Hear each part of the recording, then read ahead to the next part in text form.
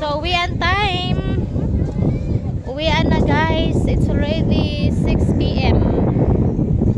So, nauna na ang aming isang sasakyan kasi may emergency. Masakit yung tiyan ng isa. So, nahuli yung isang sasakyan dahil naligo pa yung iba. Dito ito sa Batangas. Ayan, kasama ko ang nag-iisang reyna ng Avon na walang iba kundi si Miss Jonah Pasigna. Jonah Pasigna. Okay, let's go!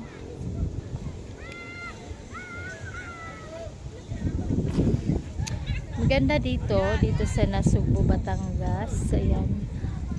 Pino ang kanyang buhangin.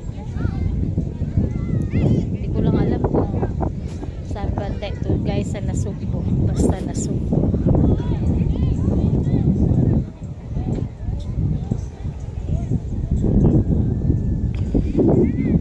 So may mga tent sila dito. Ang cottage dito guys is 3.5. Good for 15 person.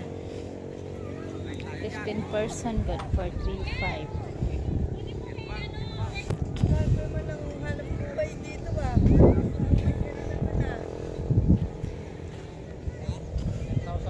So hindi ko alam saan. Taga rito ka ma'am? Taga rito ka. Saan ba ito sa Nasugbu? Nasugbu Batang. Siyempre may lugar ito di ba? Hindi kasi ako ang nagpabook dito yung makasama namin. Basta ako sumakay lang ako. Yan. Maganda rin naman yung mga tent nila, yung kanilang cottage. Ganun din sa kanilang tent guys. 3.5. Good for 15 person. Let's go!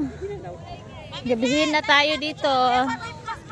So ngayon lang ako nakapag-video. Kung kailan nag-uwian na yung mga kasama namin dahil na-busy kami sa video okay kanina. Yun lang ang happiness ko. Rock and roll.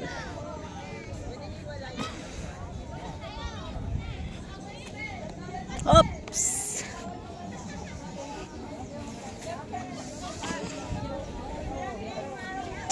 Meron din silang video okay dito. 1.5.